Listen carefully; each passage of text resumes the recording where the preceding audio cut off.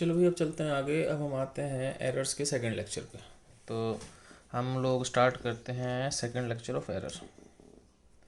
तो हम लोगों ने पिछले सवाल में क्वेश्चन में देखा था पिछले लेक्चर में कि बेसिकली अगर दो चीज़ों का सम या डिफरेंस है तो हम नॉर्मली क्या करते हैं, सम या डिफरेंस करते हैं और एरर भी जोड़ देते हैं, चाहे वो माइनस हो चाहे प्लस हो, we have to add errors. अब बात करते हैं कि मल्टीप्लिकेशन डिवीज़न में क्या होगा। तो हम बात करते हैं general rule for multiplication division and exponents. Actually multiplication division exponents एक ही चीज़ है, नहीं है। जैसे कि आपने दो चीज़ों को मल्टीप्लाई कर दिया, एक्स की पावर ए और एक्स की पावर बी, या एक्स को 10 बार मल्टीप्लाई कर दिया, एक्स की पावर 10 हो गई। डिवीज़न भी ऐसे ही, जैसे मान लो कि एक्स को ऊपर 10 बार मल्टीप्लाई कर दे, नीचे 7 बार मल्टीप्लाई कर दे, तो एक्स की पावर 10 माइनस 7। तो ये सब चीज़ें साथ साथ चलती रहती हैं। तो मैं इसका एक ही फॉर्मूला बनाता हूँ, ठीक है। तो मैंने इसका एक ही फॉर्मूला बताया। तो मान लो कि कोई चीज़ ए है, वो मान लो तीन चीज़ों पर डिपेंड कर रही है, पी क्यू आर, इसकी पावर एक्स, इसकी पावर वाई, इसकी पावर जेड, ठीक है ना।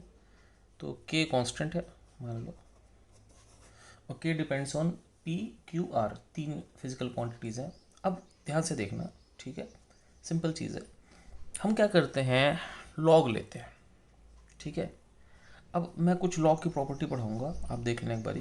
एक्चुअली लॉग ए बी बराबर सी का मतलब होता है, लॉग इसका मतलब होता है ए बड़ा होगा सी इधर बी इधर, इसका मतलब ये होता है, ठीक है।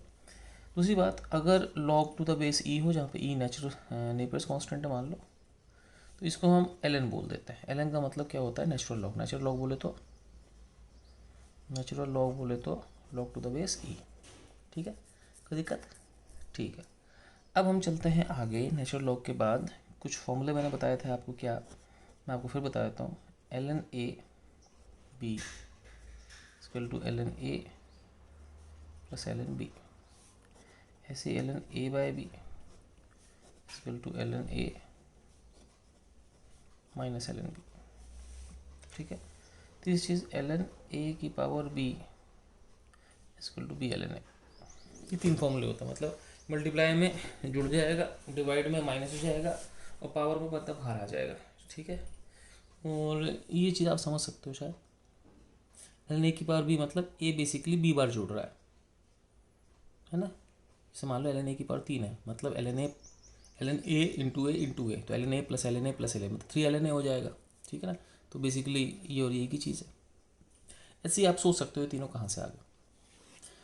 अब हम क्या करते हैं कि इस पे चलते हैं, दोनों साइड एल एन लगा देते हैं। एल एन ए बराबर एल एन, देख एक बार समझने की चीज़ है, एक बार ही, फिर इसको भूल जाना भले। एल एन ए बराबर एल एन के पी की पावर एक्स क्यू की पावर वाई आर की पावर जेड, ठीक है।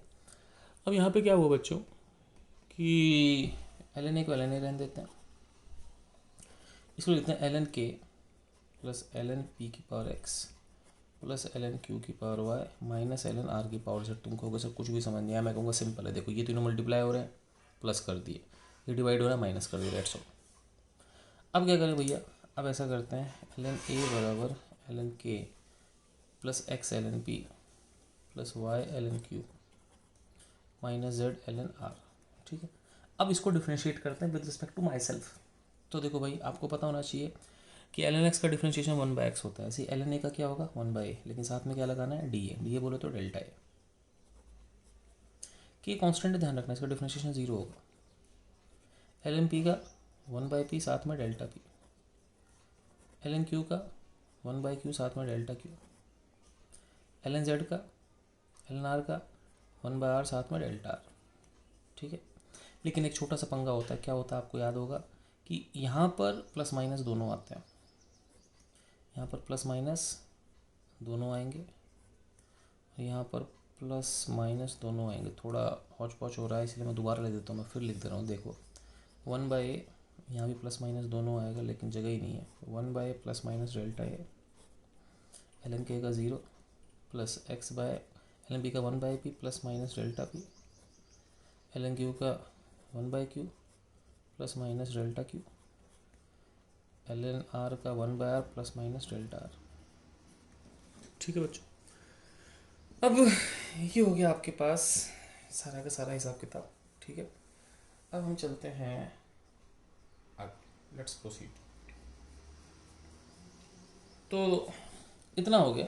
अब क्या करना है, ध्यान रखना, हम जब लिखते हैं कि कोई चीज़ 10 प्लस माइनस 0.2, इसका मतलब उसकी मैक्सिमम वैल्यू 10.2 हो सकती है। तो हमको, और इधर भी मैक्सिमम 9.8, मतलब मिनिमम 9.8, मिनिमम का मतलब उल्टी साइड मैक्सिमम।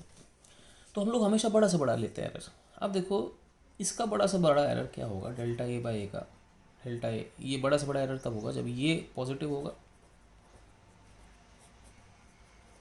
ये पॉजिटिव होगा, लेकिन ध्यान रखना ये नेगेटिव होगा।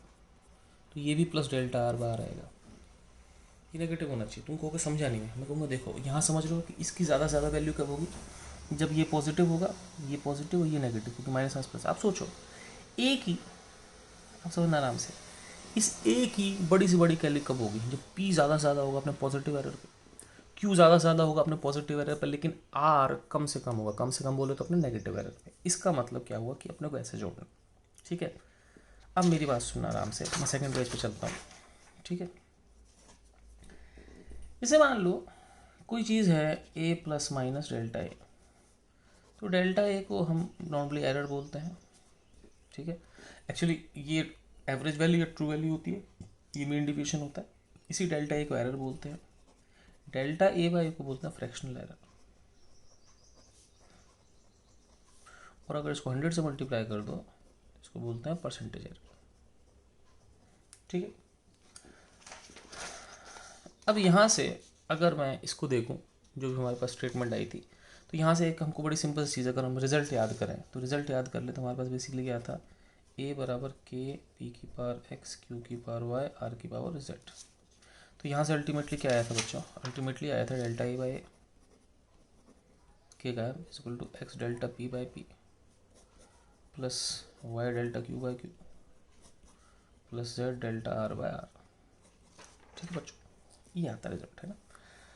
अब कुल मिला के ये हुआ कि ये बेसिकली ए का फ्रैक्शनल एरर है, ये पी का फ्रैक्शनल एरर है, ये क्यू का, ये आर का। जो चीज़ जितनी बार है उतनी बार मल्टीप्लाई करो, तो मतलब ए का फ्रैक्शनल एरर एक्स का, एक्स टाइम्स पी का fractional error plus Y times Q का fractional error plus Z times R का फ्रैक्शनल एरर के बराबर है।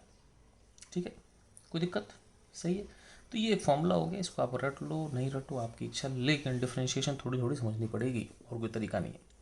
ठीक है, अब हम लोग चलते हैं एक आध सवाल करते हैं। ठीक है, अच्छा एक काम और कर सकते हैं कि इसको आप 100 से मल्टीप्लाई कर दे, तो 100 से मल्टीप्लाई करते ही हो जाता है 100 डेल्टा ए बाई, ये हो जाएगा आपके पास 100 delta A by plus X into 100 delta P by P plus Y into 100 delta Q by Q plus Z into 100 delta R by R. ठीक है, तो इसका मतलब बेसिकली क्या हुआ, ये हो गया ए का percentage error is equal to X time P का percentage error plus Y times Q का percentage error plus Z times R का परसेंटेज एरर। तो बड़ा सिंपल सा फॉर्मूला हो गया कि इसका जो परसेंटेज एरर होगा ए का, ठीक है ना, ए का जो परसेंटेज एरर होगा वो एक्स टाइम्स पी का percentage error plus Y times Q का percentage error plus Z times R का परसेंटेज एरर के बराबर होगा। ठीक है, सिंपल सी चीज़ है। अब हम बढ़ते हैं आगे। ठीक है बच्चों, तो लेट्स प्रोसीड, एक आध सवाल करते हैं और फिर देखते हैं क्या होता है। मान लो बहुत सिंपल सा क्वेश्चन है कि फोर्स दे रखा है mv² by R. Generally R कोई डिस्टेंस दिखाता है या बीच की दूरी दिखाता है, जैसे आपने अगर ग्रेविटेशनल फॉर्मूला पढ़ रखा होगा न्यूटन का, एफ बराबर gm1m2 बाय आर स्क्वायर, तो आर जो होता है बीच का सेपरेशन दिखाता है जनरली। ठीक है, अब ये फॉर्मूला है। अब मान लो क्वेश्चन ये है कि m बराबर 10 किलोग्राम एग्जैक्ट, एग्जैक्ट का मतलब ये कांस्टेंट हो गया, इसमें कोई एरर नहीं है। ठीक है भाई, सही है, चल मान लो इतना ही लिखते हैं। v बराबर 10 प्लस माइनस 0.01, आर बराबर 10 प्लस माइनस 0.01, यूनिट की टेंशन मत लो। तो एफ बराबर कितना, ठीक है, लेट्स क्या करना है, delta F by F is equal to delta M by M plus 2 delta R बार plus 2 delta V by V plus delta R बार। अब एग्जैक्ट लिखने का मतलब क्या हुआ, एग्जैक्ट m बराबर 10 किलोग्राम, एग्जैक्ट का मतलब क्या हुआ, एग्जैक्ट का मतलब कि इसमें कोई एरर नहीं है, तो डेल्टा एम 0 है, तो इसको आप ख़त्म कर दो। ठीक है भाई, अब हम चलते हैं आगे, मतलब कांस्टेंट एक तरह से।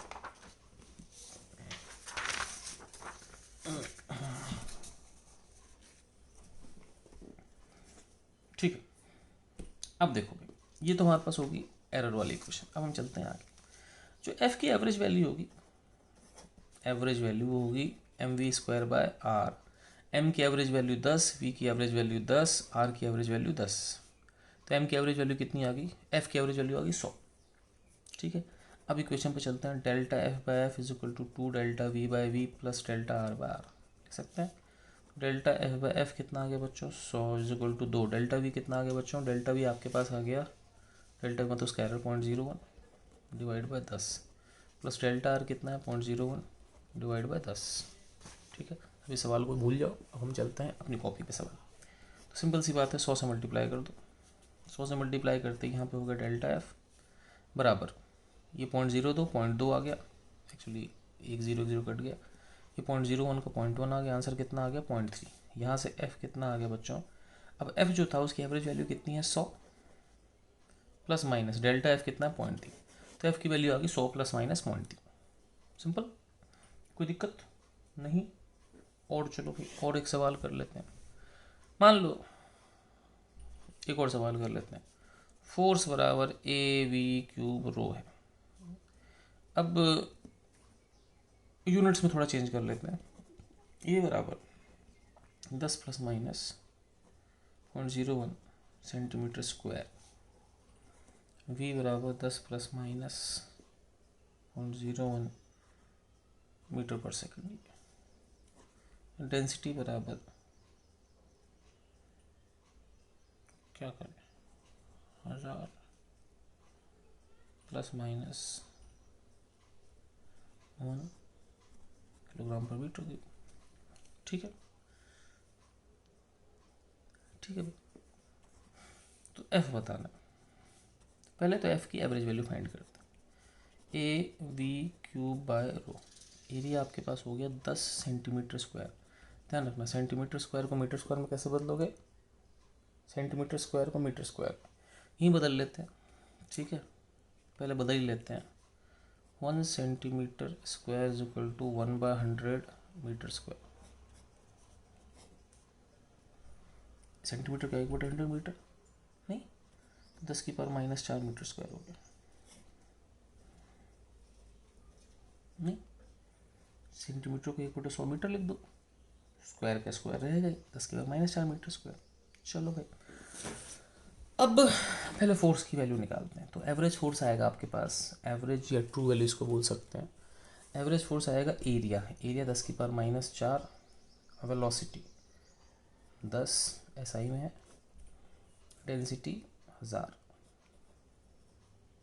ठीक है, अब मेरे पास ये वैल्यू बहुत अच्छी तो नहीं आई, लेकिन कितनी आ गई 1 आ गई, चलो कोई नहीं, फोर्स आपके पास 1 आ गया, इट्स फाइन।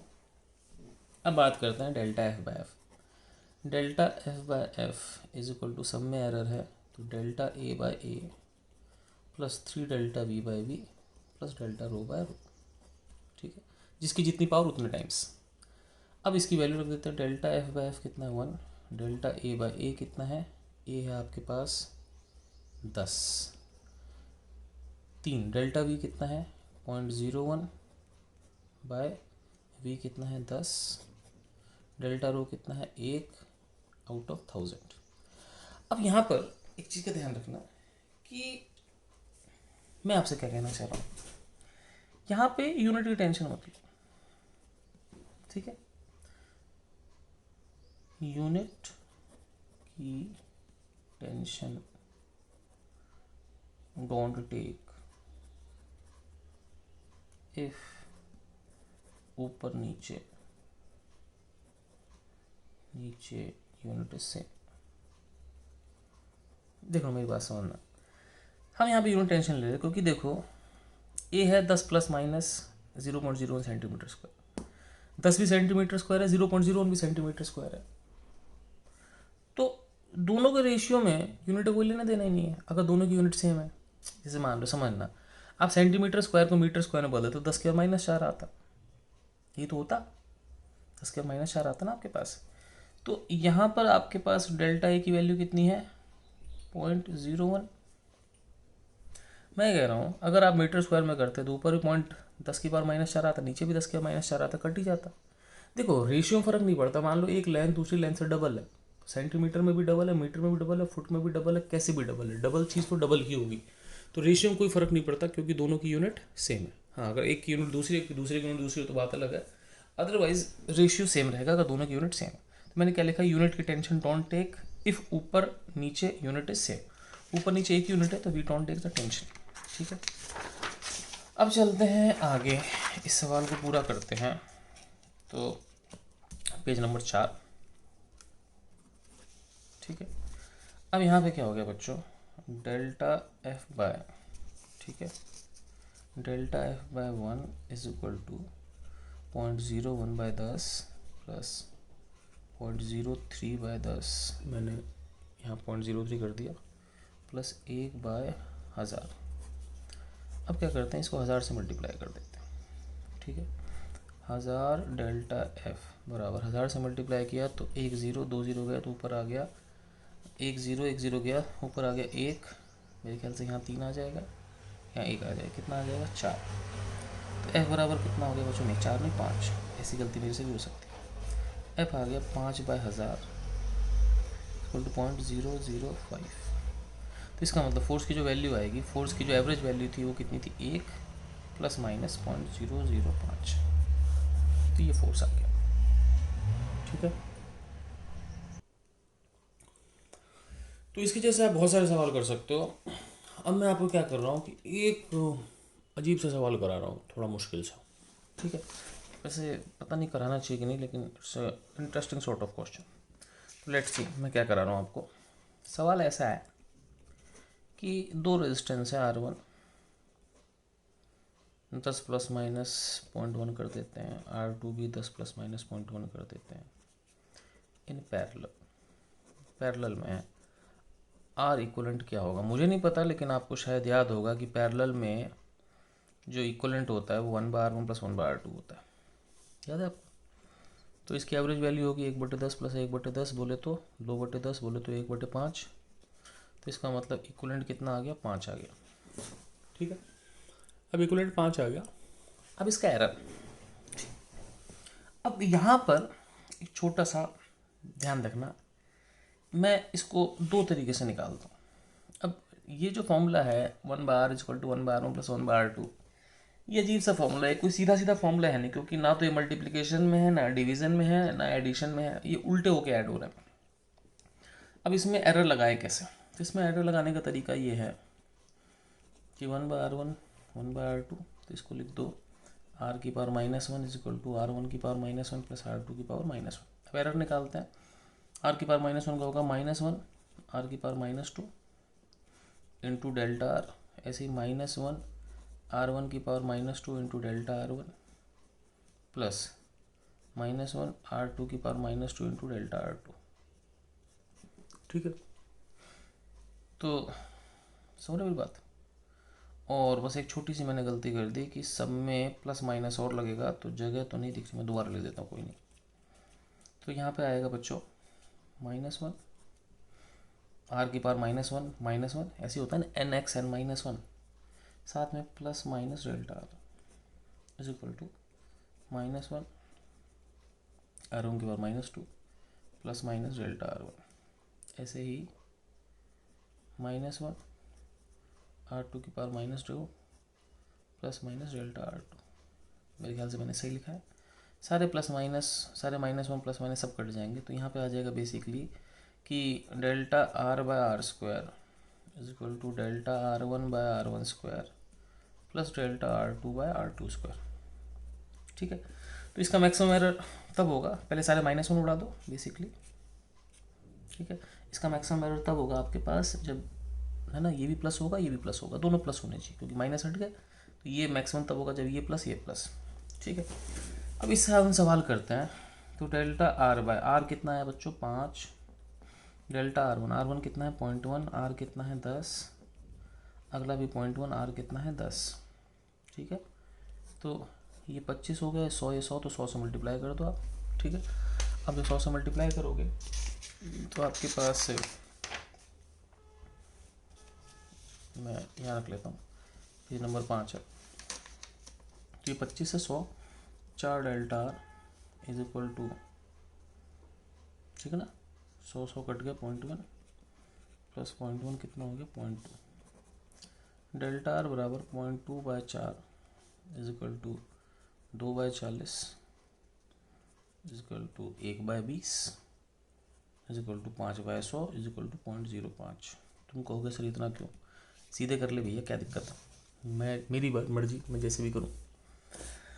अब मेरे पास कितना आ गया, मेरे पास आ गया इतना। तो बेसिकली आर की वैल्यू क्या है, आर की एवरेज वैल्यू थी 5 प्लस माइनस 0.05। अब यहाँ पर एक छोटा सा लफड़ा आता है, ये एक तो ये है, कई लोग कहते हैं कि सर इसको ऐसे भी तो कर सकते हैं, 1/r equal to 1/r1 plus 1/r2, ये आ गया r1 r2, ऊपर आ गया r2 प्लस r1, यहाँ से आ गया r बराबर r1 r2 bye r1 plus r2। सही है, अब एवरेज वैल्यू तो सिंपल है, दोनों 10-10 है, एवरेज वैल्यू 5 आ गई।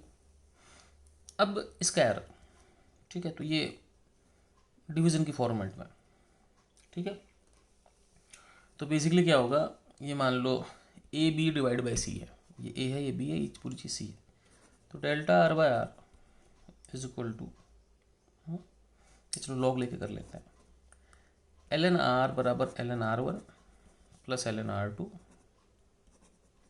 Minus L N R one plus R to.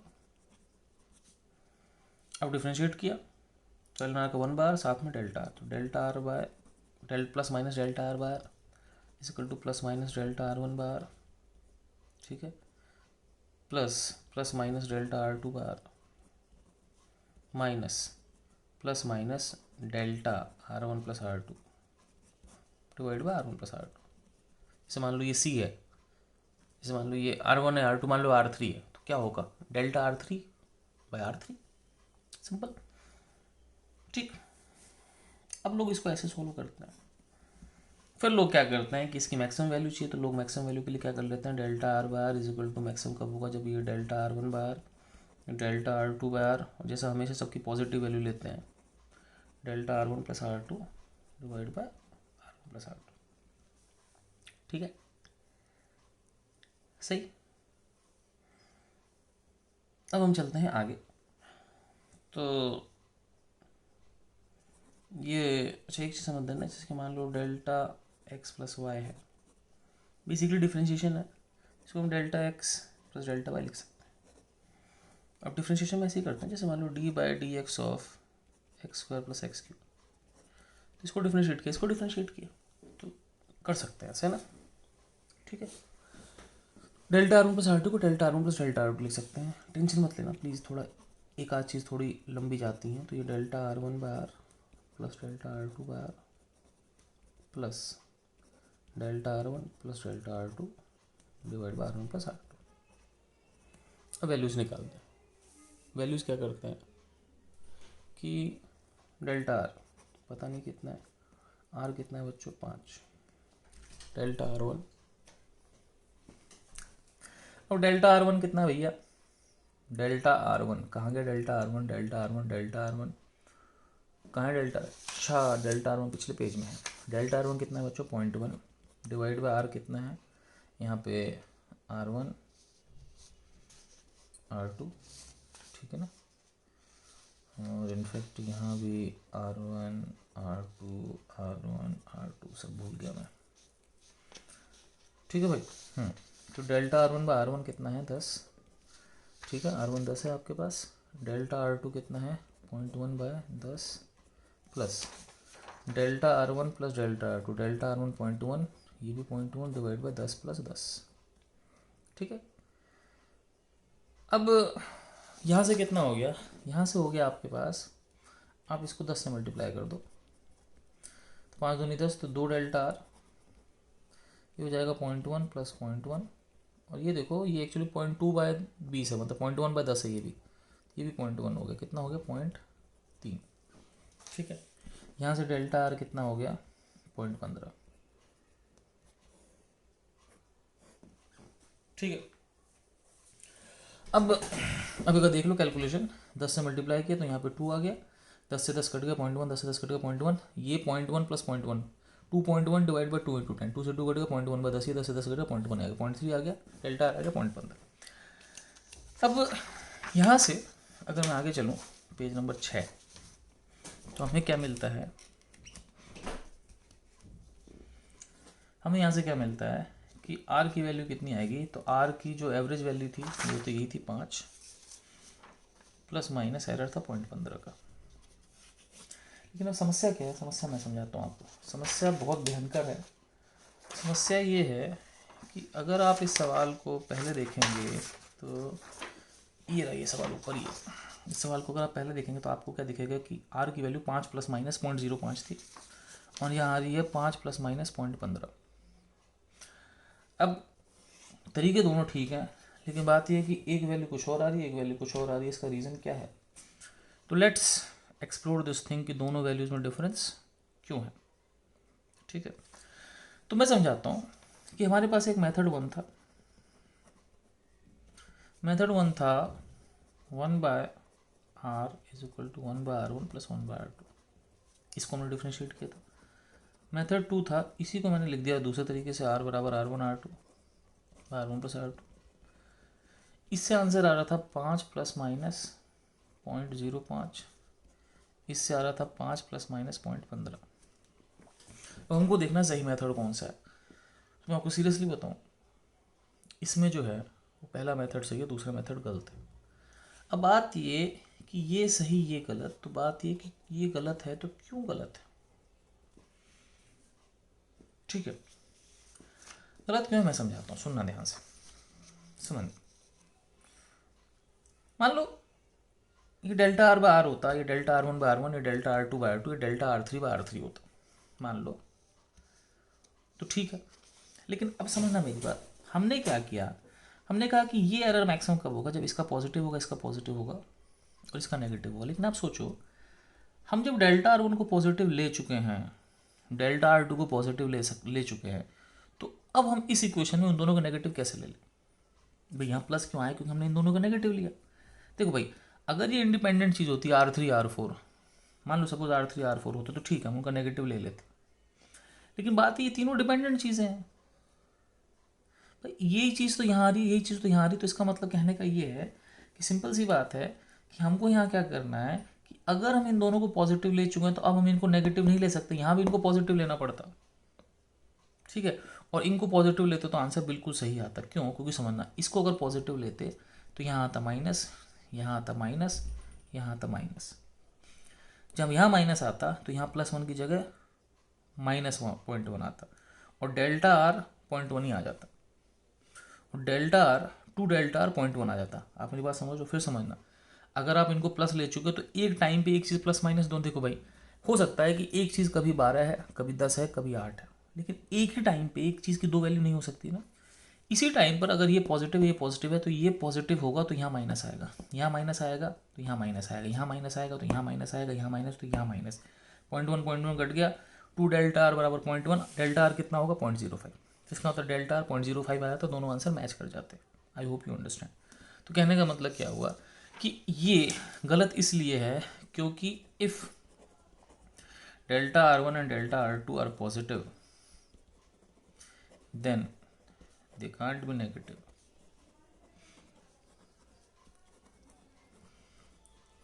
In the same equation at the same time.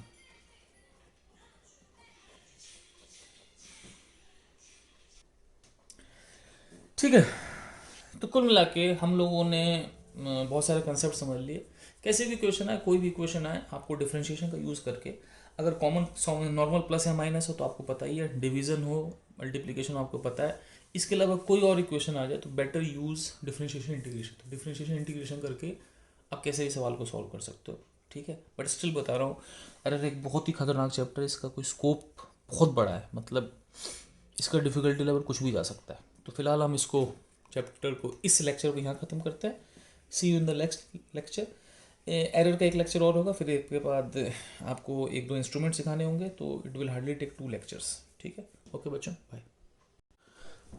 हाँ स्टूडेंट्स, तो अब हम लोग एरर का एक बहुत डेंजरस क्वेश्चन लेंगे, बहुत बहुत बहुत बहुत बोले तो बहुत ज़्यादा डेंजरस क्वेश्चन।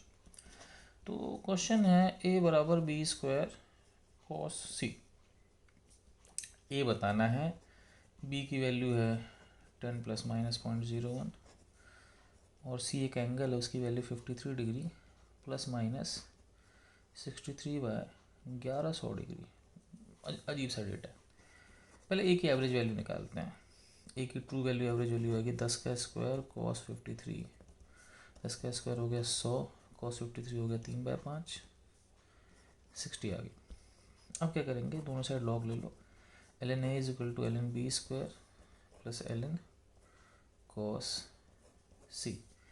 ln a का डिफ्रेंशिएशन होगा 1/a, साथ में आएगा डेल्टा ए, लेकिन ध्यान रखना प्लस माइनस दोनों साथ ही आएंगे, ठीक है ना। इसको 2 ln b लिख सकते हैं। 2 ln b का डिफ्रेंशिएशन होगा 1/b, साथ में आए प्लस माइनस डेल्टा b, ठीक, सही ना। ln b स्क्वायर का 2 ln b होगा, 2 मैंने पहले लिख दिया, 1/b साथ में। अब यहाँ थोड़ा लफड़ा है, कैसे, प्लस कॉस सी का 1/cos सी,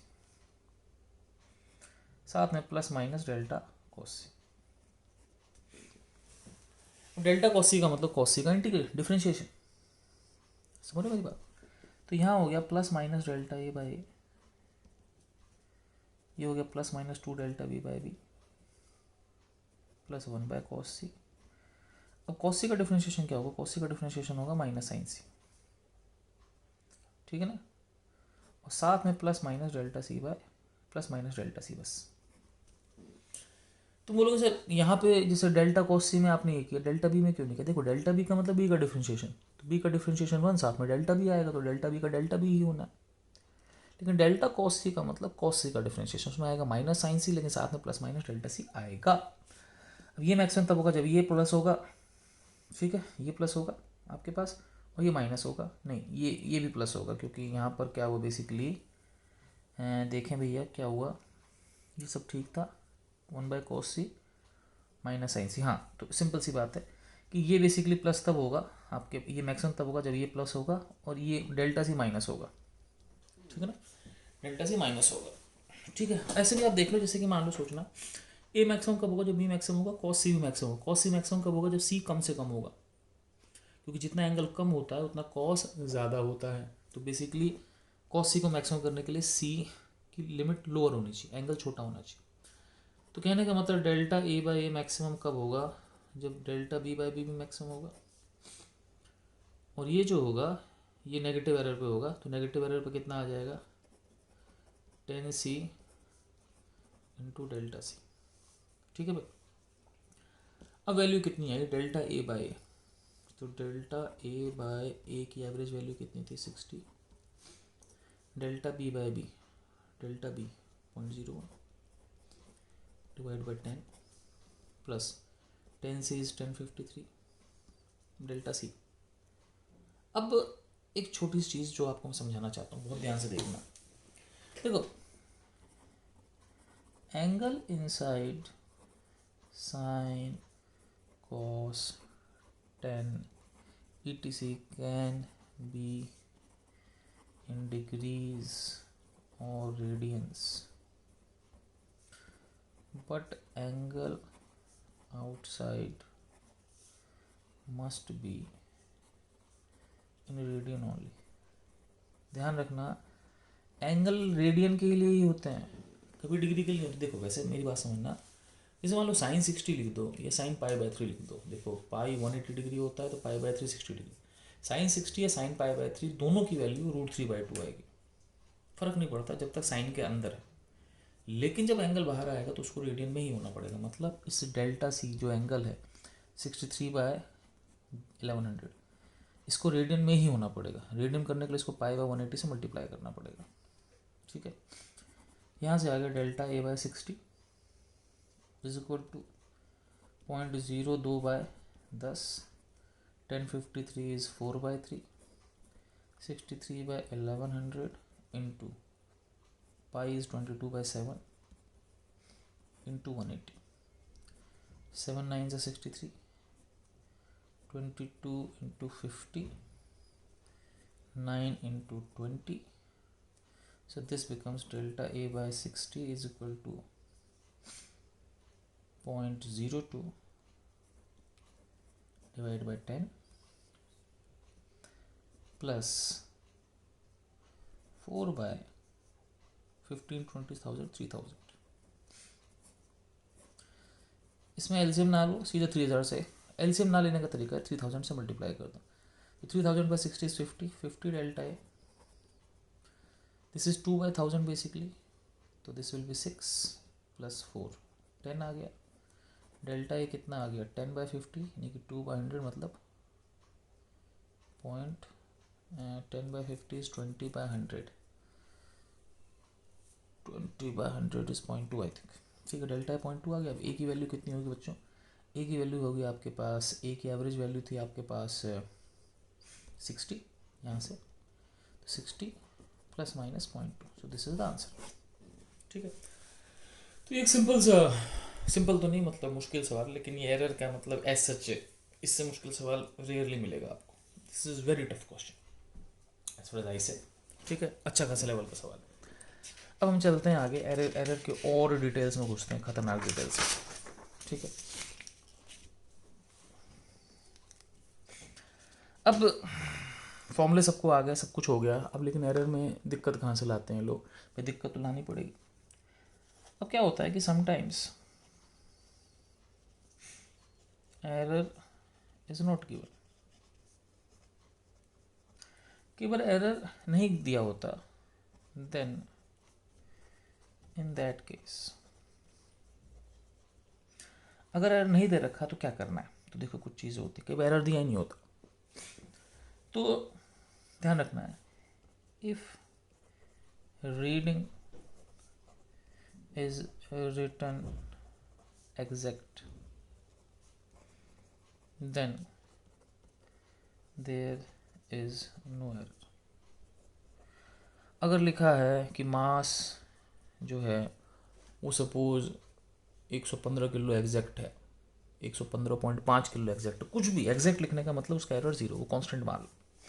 दूसरा, अगर डेसिमल नहीं है तो no error.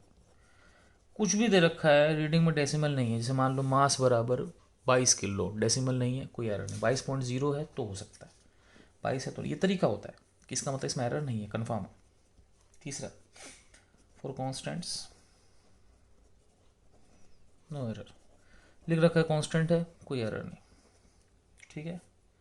Counting numbers no error, बोल रखा है 4 लड़के हैं तो 4 ही हैं, 4.1 लड़के नहीं हैं, ठीक है, कोई एरर नहीं। 5, if least count is given then that is error. अगर लीस्ट काउंट दे रखा है तो वही एरर है। अब ये बड़ी अजीब सी चीज़ है कि लीस्ट काउंट दे रखा है तो एरर क्यों है, लेट मी एक्सप्लेन इट। तो if least count is given that is error. अब इसका मतलब क्या हुआ, जैसे मान लो मेरी बात सुनो, मान लो एक स्केल था,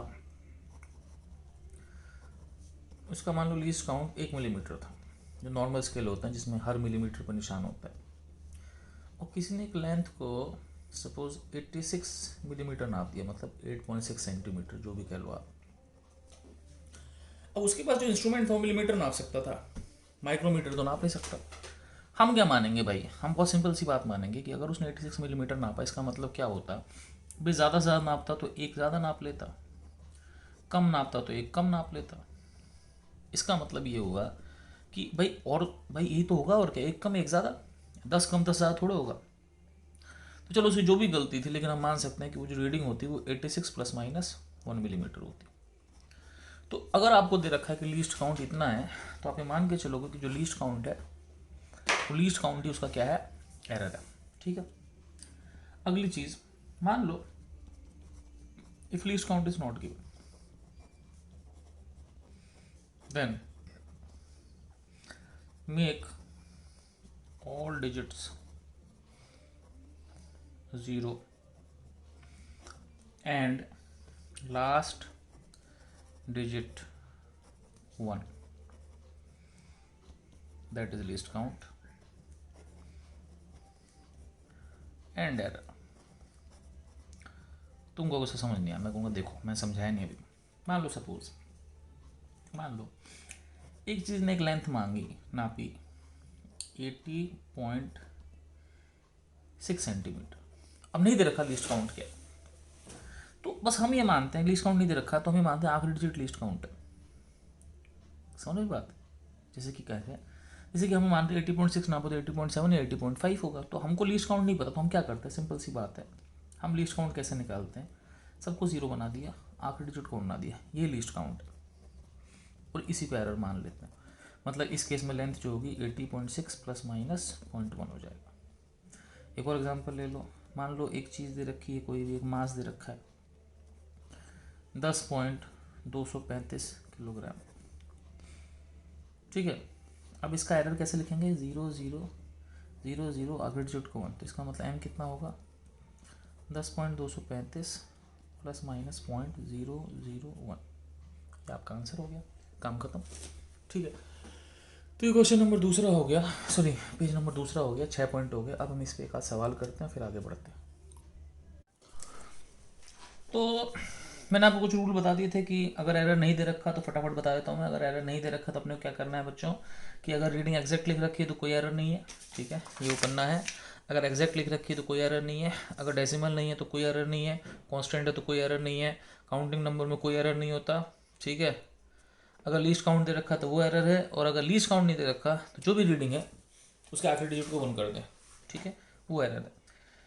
तो इसके मद्देनज़र हम एक सवाल कर लेते हैं, बड़ा सिंपल सा। मान लो, जैसे मान लो क्वेश्चन है आपके पास कि a बराबर मान लो BC² बाय D³ समथिंग, ऐसा कुछ क्वेश्चन, और हम इसमें थोड़ा दिमाग लगाते हैं।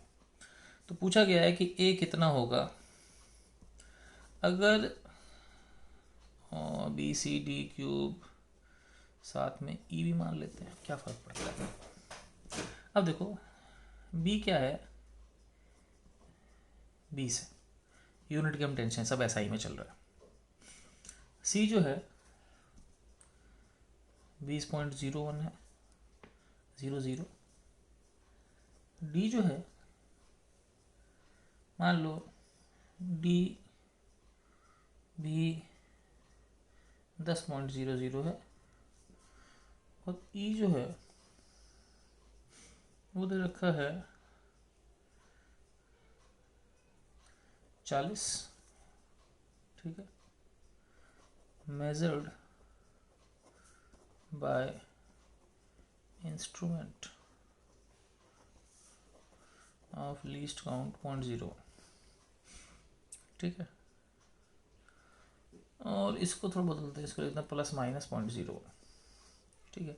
तो इसमें लगभग सारे डेटा आ गया, ठीक है। अब देखो हमको सबको देखना, पहले हम ए की वैल्यू निकालते हैं। ए की एवरेज वैल्यू होगी BC² बाई D³ बी कितना है 20, C 20, D कितना है 10, E कितना है 40। आंसर आ गया 20 into 20 into 20 divide by 1000 into 40, तो आपके पास 3 0 तो यहाँ चले गया, ठीक है। तो व्हाट वी गेट इज 1/5, 8/40 1/5। ये ए की वैल्यू आ गई, जिसको मैं 0.2 लिख सकता हूँ। अब ए में एरर फाइंड करते हैं। एरर कैसे फाइंड करेंगे बच्चों, तो एरर के लिए हमको सबका एरर चाहिए। पहली बात करते हैं बी का एरर, बी में कोई डेसिमल नहीं, 0 एरर। सी का एरर, सी में क्या है, सबको 0 कर दो, आखिरी को 1 कर दो, ठीक है। ऐसी डी का एरर, डी में दे रखा है, और ई का एरर, अब ई में लीस्ट काउंट दे रखा है तो वही एरर है। समझ रहे हो मेरी बात। अब करना क्या है बच्चों, delta A by A is equal to delta B by B plus 2 delta C by C plus 3 delta D by D plus delta E by E. सब कुछ मैंने सेम टू सेम छाप दिया, इसमें कोई एरर नहीं है। तो डेल्टा ए बाई ए कितना है बच्चों, ये आपके पास है 1/5, ठीक है, 0.2। Delta C by C, delta C कितना है बच्चों 0.01, डिवाइड बाई सी कितना है 10 है, डेल्टा सी 0.01, सी कितना है, सॉरी सी 20 है। ऐसी गलतियाँ करते हैं बच्चे भी। 3 delta D by D, delta D कितना है 0.01 और डी कितना है 10 है, 10 है एग्जैक्ट 10, मैं ऊपर दे देता हूँ 10 प्लस माइनस 0.01, ठीक है। डेल्टा ई आपके पास 0.01 है, ये कितना है 40, ठीक है। अब ये आपके पास डेटा आ गया। अब मुझे क्या करना है, बेसिकली मुझे डेल्टा ए निकालना है। तो डेल्टा ए कैसे निकालेंगे बच्चों, हम एलसीएम ले लेते हैं, इन तीनों का एलसीएम 40 ही आ जाएगा। ऊपर 0.02 का डबल 0.04 हो जाएगा, ये 0.03 का 4 गुना 0.12 हो जाएगा, ये 0.01 हो जाएगा, ठीक है। तो ये हो गया आपके पास आई थिंक 7, और इधर आ गया आपके पास 1, तो 0.17/40, डेल्टा ए हो गया 0.17 इंटू 0.2 डिवाइड बाई 40, जो भी हो कुछ ना कुछ आ जाएगा आपके पास, in fact 0.034 I think, divide 40 whatever, चाहो तो और डिवाइड कर लो, तो ए की वैल्यू आपके साथ आ जाएगी, है ना, 0.2 प्लस माइनस डेल्टा ए, जो भी आ जाएगी, डेल्टा ए आप यहाँ से निकाल सकते हैं। तो इस तरीके से एक सवाल हो गया, ठीक है। तो हमको बेसिकली मैंने समझा दिया आपको कि अगर एग्जैक्ट लिख रखा है कोई एरर नहीं, डेसिमल नहीं है कोई एरर नहीं है, अगर लीस्ट काउंट दे रखा है वो एरर है, अगर लीस्ट काउंट भी नहीं दे रखा तो आखिरी डिजिट को 1 बना दो, वही एरर है, ठीक है। अब चलते हैं आगे, चलो भी आगे चलते हैं। अब पहले मैं एक चीज़ बता दूं आपको, राउंडिंग ऑफ बहुत सिंपल चीज़ है, फिर एक बहुत ही कॉम्प्लेक्स सी चीज़ पढ़ाऊँ, कॉम्प्लेक्स भी नहीं मतलब फालतू सी चीज़ है, अजीब सी चीज़ है, समझो तो फालतू भी नहीं है। लेट्स सी राउंडिंग ऑफ क्या होता है। मैं सीधे तुझे रूल बोलता हूँ कि पहला रूल कि जहाँ तक राउंड ऑफ करना है,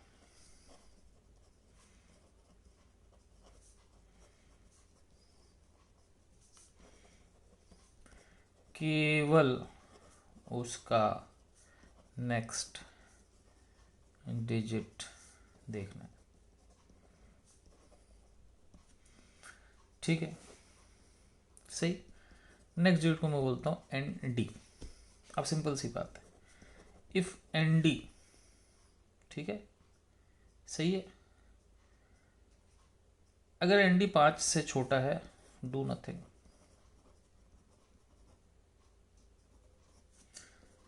अगर एन डी 5 से बड़ा है +1। अब सारी दिक्कत अगर एन डी 5 है तो, अगर एन डी 5 है तो ऑड +1 इवन नथिंग। तुम कहोगे इसका मतलब क्या है, मैं कहता हूँ सिंपल सी बात, मैं आपको समझाता हूँ, ठीक है। इस रूल को मैं ऐसे भी याद करता हूँ, ऑड फेवर्स ऑड। मैं समझा रहा हूँ सिंपल, एक सिंपल एक सवाल समझते हैं। मान लो क्वेश्चन है कि round off to 2 digits after decimal. आपको डेसिमल के बाद 2 डिजिट रखना है, ठीक है। मैं कुछ आंसर दे रहा हूँ, क्वेश्चन दे रहा हूँ, 13.164999, ठीक है, मैं सबको राउंड ऑफ करूँगा। दूसरा 101.1254 111 नहीं 611 कर देते हैं, ठीक है। तीसरा कर देते हैं 2.345 और चौथा 11.235। 4 ही केस बनते हैं। अब देखो पहले हम बात चलते हैं ए पार्ट पे। करना क्या, 2 डिजिट रखना है तो, है ना, केवल इस डिजिट को देखना है, ये सब बेकार है। ये वाला 5 से छोटा है तो 13.16, ये 9 हो जाए कुछ भी फर्क नहीं पड़ता। अब देखो 2 डिजिट रखना है तो 6 को देखना है, 6 5 से बड़ा है, 101.12 की जगह 13, एक जुड़ जाएगा, ठीक है। अब देखो आगे कुछ भी फर्क नहीं पड़ता, आगे 9 लगा दें, 1 लगा दें, फर्क नहीं पड़ता। अब सुनो, 2 डिजिट रखने, 5 को देखना है। अब क्या होता है, 5 का ऐसा फंडा है कि पहले ऑड होगा तो 1 बढ़ा देगा, इवन है तो कुछ नहीं करेगा, मतलब क्या हुआ 2.34 ही रहेगा।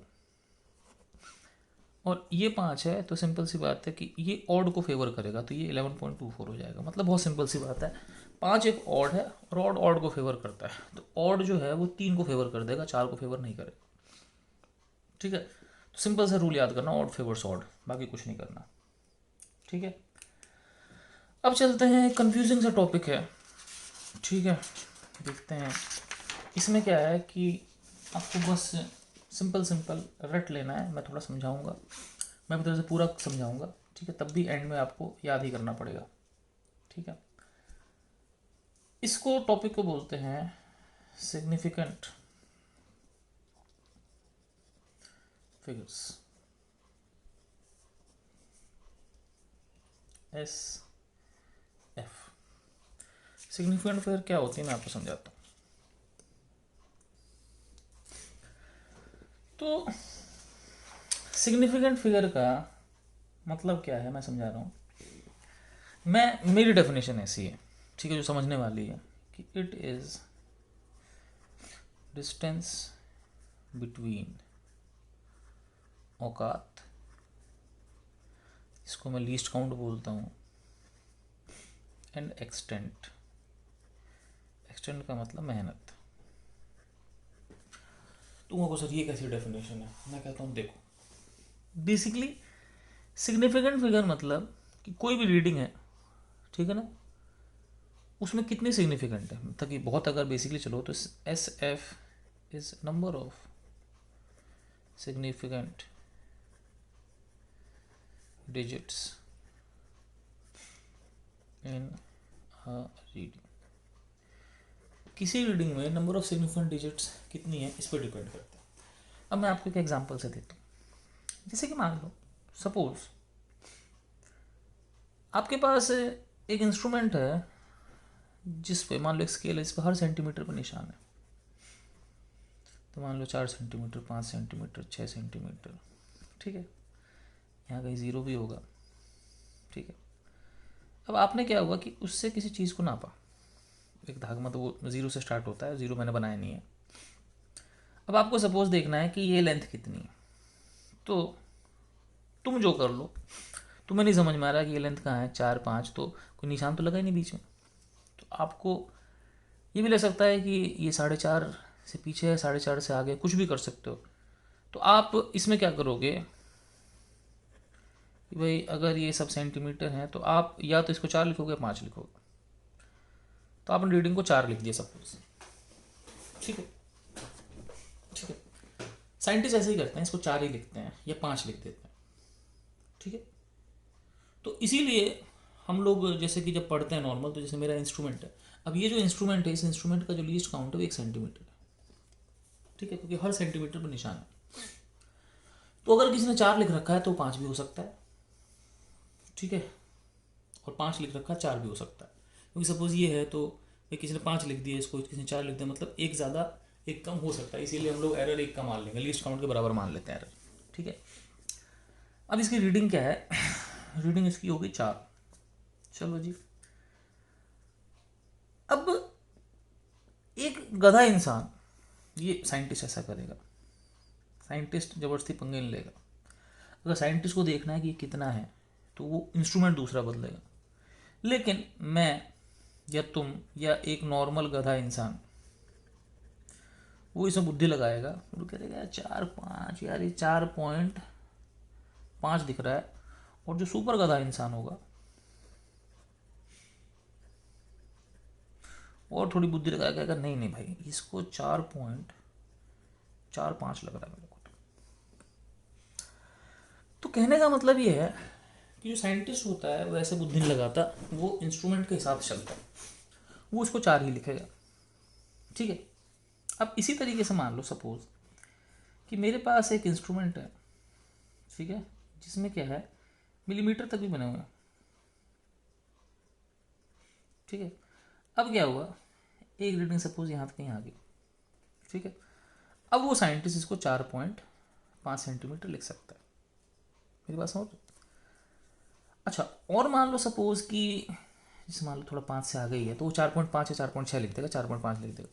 मान लो उसके अंदर भी 10 निशान है, उसको लेंस से देखकर 4.51, 4.52 कुछ भी लिख सकता है। लेकिन मैं ये कह रहा हूँ, ये जो लास्ट डिजिट है ना, ठीक है ना, ये आदमी इंस्ट्रूमेंट, ये जो लास्ट डिजिट है, ये इंस्ट्रूमेंट का लीस्ट काउंट है।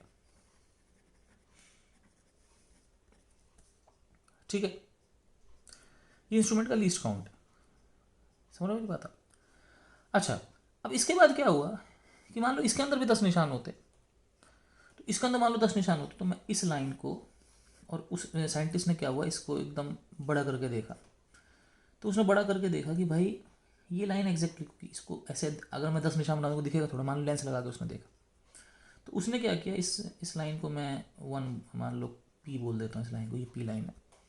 उसने देखा कि वो जो पीछे से लाइन आ रही है वो एग्जैक्टली यहीं तक है। ठीक है। लेकिन उसके पास जो इंस्ट्रूमेंट था, है ना, उसके पास पी और इसके बीच में, इसको क्यू बोल देता हूँ मैं, उसके बाद पी और क्यू के बीच में भी 10 निशान थे। समझ बात? तो उसने जाके देखा कि यार ये पी पे एग्जैक्ट लाइन खत्म हो रही है, पी के आगे नहीं है, तो भी वो 4.50 सेंटीमीटर लिखेगा। क्यों लिखेगा? क्योंकि ये जो 5 है वो बेसिकली, ये जो 5 है ये एक्चुअली समझना, ये 5 मिलीमीटर है, और पी से क्यू जो आगे है ये 0.1 मिलीमीटर है। समझ रही बात? तो उसका इंस्ट्रूमेंट, समझ रहे, मिलीमीटर से भी एक डिजिट आगे जा सकता है। तो ये इसको 4.5 नहीं लिख सकता, क्योंकि इसका जो इंस्ट्रूमेंट है वो पी तक ही देख रहा है। लेकिन अगर इंस्ट्रूमेंट पी से भी आगे देख सकता, 4.50 भी लिख सकता। इसका मतलब ये हुआ कि अगर एक साइंटिस्ट कोई रीडिंग को 4.000000 लिख रहा है या 0 लिख रहा है, इसका मतलब कि भले यहाँ कुछ नहीं आया लेकिन वो यहाँ तक नाप सकता था।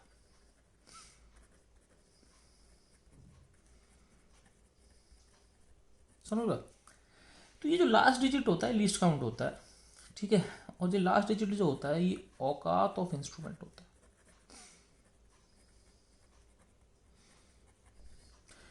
ठीक है ना। इस इंस्ट्रूमेंट की औकात सेंटीमीटर की है, इसमें मिलीमीटर की, इसकी 1/10 मिलीमीटर की। तो ये जो लास्ट डिजिट है ये भले 0 हो, 1 हो, 2 फर्क नहीं पड़ता, लेकिन ये लास्ट डिजिट जो होती है ये इंस्ट्रूमेंट की औकात बताती है। ठीक है। और ये औकात किसी इंस्ट्रूमेंट की नहीं होती। जैसे इस इंस्ट्रूमेंट की औकात नहीं है तो नहीं है, इसमें 10 निशान डाल दो तो औकात हो जाएगी। ठीक है। समझ रही बात? तो ये जो आखिरी डिजिट है वो क्या बताती है, इंस्ट्रूमेंट की औकात कितनी है। अब बात करते हैं आगे। अब आगे बात करते हैं अपन एक्सटेंट। अब सुनना मेरी बात।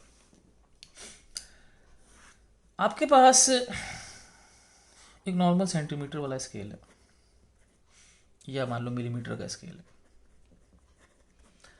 आप क्या, एक नॉर्मल मिलीमीटर का स्केल है मान लो, ठीक है, मान लो स्केल सपोज 10 सेंटीमीटर का स्केल है,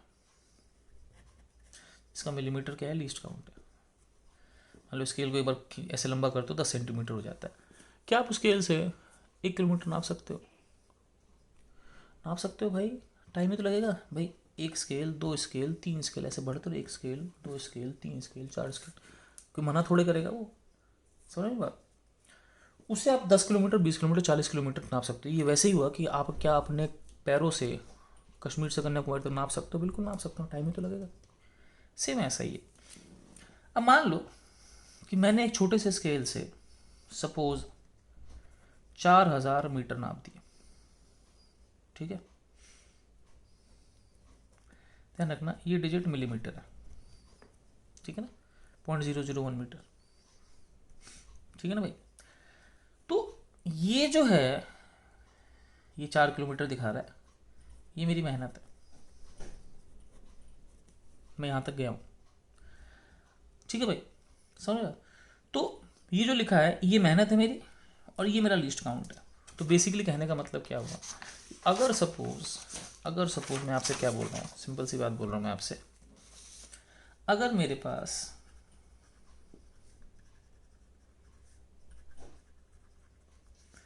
4000.30 मीटर लिखा है, तो इसका मतलब क्या है कि ये मेरी मेहनत है। ठीक है, मैं इस एक्सटेंट तक गया हूँ, और ये मेरे इंस्ट्रूमेंट की औकात है। औकात बोले तो लीस्ट काउंट। और यहाँ से जो यहाँ तक की दूरी है ये कितनी है, सिग्निफिकेंट फिगर। तो सिग्निफिकेंट फिगर होगी यहाँ से यहाँ तक की दूरी कितनी होगी, 437। अब मुझे बताओ, एक आदमी लिख दे कि मैंने ये इतना डिस्टेंस नापा, तो क्या, अब ये जो है, समझना मेरी बात, अगर ये जो डिजिट है वो 10 किलोमीटर है, 100 किलोमीटर, ये 1000 किलोमीटर, क्या आपने 10 किलोमीटर नापे, 100 नापा, 1000 नापा, नहीं नापा, इसका मतलब सिग्निफिकेंट नहीं है। सिग्निफिकेंसी यहाँ से चालू होती है, यहाँ तक खत्म होती है। मेरी बात आप समझो। तो बेसिकली सिंपल सी बात है कि औकात से एक्सटेंड तक जितने भी डिजिट है सब सिग्निफिकेंट है। ठीक है, कोई दिक्कत? चलो भाई, अब मैं रूल्स लिखाता हूँ। सिंपल सी बात, मैंने आपको समझा सब दिया, अब रूल्स लिखाते हैं ना। रूल बड़ा सिंपल है, rules for determining number of significant figure. पहला rule, all non-zero digits are significant। सब नॉन जीरो सिग्निफिकेंट है। दूसरा, अब नॉन जीरो सारे सिग्निफिकेंट हो गए, सारी बात जीरो की है। All zeros between first non zero and last non zero digit are significant. मतलब कहने का मतलब ये कि अगर लिखा है 4001, तो इसका मतलब 4 भी नापा गया है, 1 भी नापा गया है, 1 की औकात है, 4 तक नापा गया है, तो बीच के जीरो सब सिग्निफिकेंट हो जाते। अब बीच के सिग्निफिकेंट है, अब पहले और आखिरी के है ना, तो zeros before first non zero digit are insignificant. पहली नॉन जीरो से पहले जितने भी जीरो सब क्या है, नॉन सिग्निफिकेंट है, ये इनसिग्निफिकेंट है। ठीक है, zeros after last non zero are significant if there is a decimal, else they are not। अब इसका मतलब क्या है, इसका मतलब मैं आपको समझाता हूँ, समझना। यहाँ मैं लिख रहा हूँ रीडिंग, और यहाँ लिख रहा हूँ सिग्निफिकेंट फिगर। ठीक है, मान लो, ठीक है, अभी एक आध रूल और भी होंगे। जैसे मान लो आपको लिखा है 00100, ये इनसिग्निफिकेंट, डेसिमल नहीं है, बाद वाले भी इनसिग्निफिकेंट, एक सिग्निफिकेंट फिगर। 00100.000 इनसिग्निफिकेंट, डेसिमल है, 6 के 6 सिग्निफिकेंट हो गए। ठीक है, 2100 2 सिग्निफिकेंट, 2100.0 5 सिग्निफिकेंट। समझिए मेरी बात, सिंपल। ठीक है, कोई दिक्कत? सिंपल। डेसिमल नहीं है तो पीछे की गायब कर दो, डेसिमल है तो पीछे काम आएंगे, शुरू के तो किसी काम की नहीं है। ठीक है, 0.00100 शुरू के कैसे भी गायब होंगे, 3 सिग्निफिकेंट फिगर। ठीक है। अगला rule, reading into 10 raised to power n has same number of significant figure as in reading। कहने का मतलब ये कि अगर आपके पास 30.00 10 की पावर 8 है तो इसको मत देखो, हैज़ 4 सिग्निफिकेंट फिगर, केवल इसको देखना है, इसको नहीं देखना, ठीक है, मत देखो।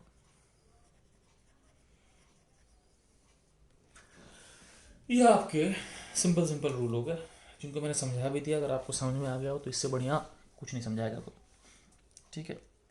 अब चल रहा है आगे, ठीक।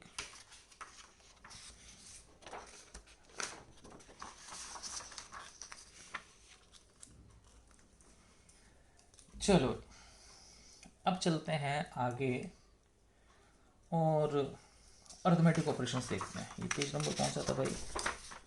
This page number was I think 1 2 3 4। अब बात करते हैं आगे, पेज नंबर 5। पांचवा पेज क्या है? Arithmetic operations with significant figures. Arithmetic operation करते, ठीक है। अब बहुत अजीब सी चीज़ है, ठीक है, मैं आपको समझाता हूँ। बहुत ही अजीब चीज़ दिखेगी आपको, ठीक है। पहला रूल, मल्टीप्लाई एंड डिवाइड, ठीक है। Multiply and divide result has as many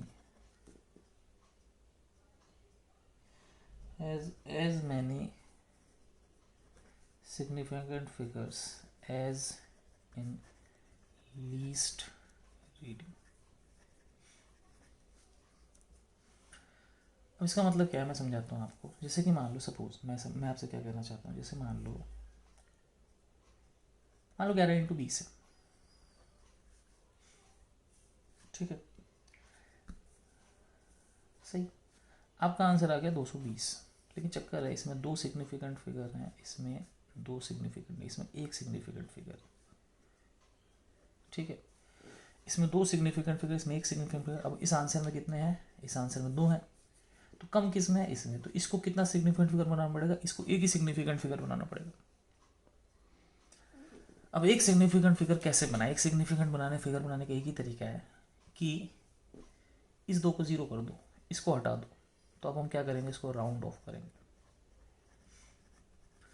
इस 2 को हटाना पड़ेगा, इसको राउंड ऑफ करेंगे तो ये आंसर 200 आ जाएगा। मतलब गजब की बात है, लेकिन 11 × 20 200 होगा। ऐसे ही 3 × 4 12 होता है। 1 सिग्निफिकेंट फिगर, इसमें 2 हैं, गड़बड़ हो जाएगी, इसको हटाना पड़ेगा 10। 4 × 4 16 होता है, एक इसमें भी एक ही होना चाहिए, ये 16 है, क्या हो जाएगा? 20 हो जाएगा। बड़ा लफड़ा भी है। सेम ऐसे ही डिवाइड में भी 5/4 1.25 ना, राउंड ऑफ करो 1, कुछ नहीं कर सकते, समझ लो। इसमें एक, तो जो सबसे कम होंगी उसके हिसाब से मामला चलेगा। समझ रहे मेरी बात आप? ठीक है। ऐसे ही आप अगर 4/3 करोगे तो भी 1 आ जाएगा। 3/2 करोगे तो 1.5 आएगा, लेकिन राउंड ऑफ करना पड़ेगा। तो 1 ऑड है तो ऑड को फेवर करता, आंसर 2 आ जाएगा। तो ऐसा करना नहीं है, लेकिन कभी भी क्वेश्चन आ जाए कि with respect to significant figure, तो with respect to significant figure आपको ये करना है, ठीक है। जब भी सिग्निफिकेंट फिगर का हवाला देके सवाल आए तो ये करना है। तो अगर मल्टीप्लाई डिवाइड सब कुछ हो तो this is what you have to do, ठीक है। कोई दिक्कत?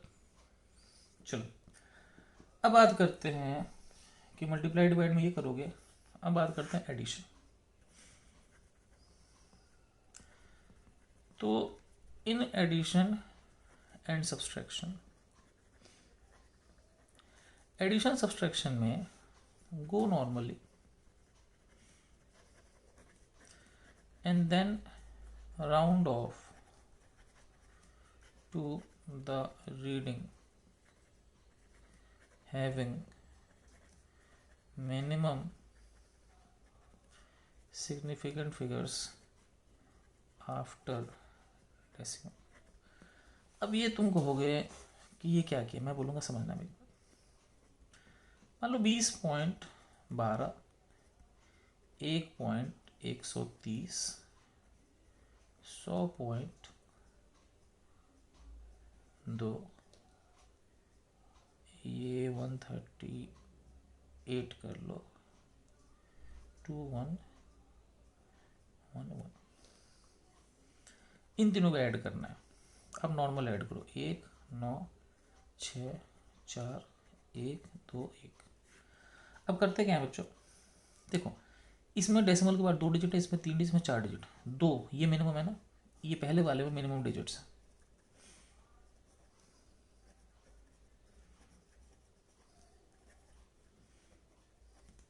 अब क्या करो, यहाँ से एक लाइन डालो। ध्यान रहे आपको अगर इसमें 2 है तो इसमें भी 2 ही रखनी है, तो इसको राउंड ऑफ करना। राउंड ऑफ करोगे तो 9 है तो 1 बढ़ा देगा, तो आंसर क्या आ जाएगा 121.47। This is your answer. ऐसे ही माइनस में करना है, ऐसे सब में करना है, ठीक है। अब चलते हैं आगे, पेज नंबर 6। पेज नंबर 6 में क्या करते हैं कि इसमें ध्यान रखना है कि x की power n has same number of significant figures as are in x। जैसे मान लो x की पावर n है, जैसे मान लो मैं पे सिंपल से बोल रहा हूँ, जैसे कि मान लो सपोज 4 का स्क्वायर है, मतलब क्या हुआ 4 इंटू 4। तो इस 4 में एक सिग्निफिकेंट फिगर, इस 4 में एक, ऐसे क्यूब कर लो तो भी सिग्निफिकेंट फिगर तो एक ही होगी ना, तो आंसर तो एक ही आएगा, तो एक ही सिग्निफिकेंट फिगर का आएगा। तो मैं भी कह रहा हूँ आपसे कि अगर 4 की पावर 100 200 400 कुछ भी कर दो, उसमें उतनी फिगर रहेंगी जितनी 4 में है, क्योंकि वही चीज़ बार बार मल्टीप्लाई हो रही है। तो अगर इस रीडिंग ये एक सिग्निफिकेंट फिगर की, ये एक सिग्निफिकेंट फिगर की करोड़ बार भी मल्टीप्लाई करो, आंसर में एक सिग्निफिकेंट फिगर ही आएगी। तो ये हो गया 16, ये हो गया 20, ठीक है ना। अब इसके हिसाब से 2 की पावर हाफ, जिसको रूट 2 बोलते हैं, 1.414 होती है, लेकिन चक्कर इसमें एक सिग्निफिकेंट फिगर है, इनको गायब करना पड़ेगा, आंसर 1 आ जाएगा। स्क्वायर रूट ऑफ 3 1.732 होती है, एक ही रखना है, 2 आंसर आ जाएगा, ठीक है। तो ये कुछ बहुत ही अजीब से रूल हैं सिग्निफिकेंट फिगर के, ठीक है। तो यहाँ पे हम लोग सिग्निफिकेंट फिगर को ख़त्म कर देते हैं, ठीक है। अब हम लोग अगले लेक्चर में मिलते हैं। तो अगला लेक्चर जो होगा उसमें हमको 2 इंस्ट्रूमेंट पढ़ने होंगे, और थोड़े मोड़े हम लोग और सवाल कर लेंगे एरर्स पे उन इंस्ट्रूमेंट्स में मिला के, ठीक है। ओके बच्चों, टेक केयर, गुड बाय।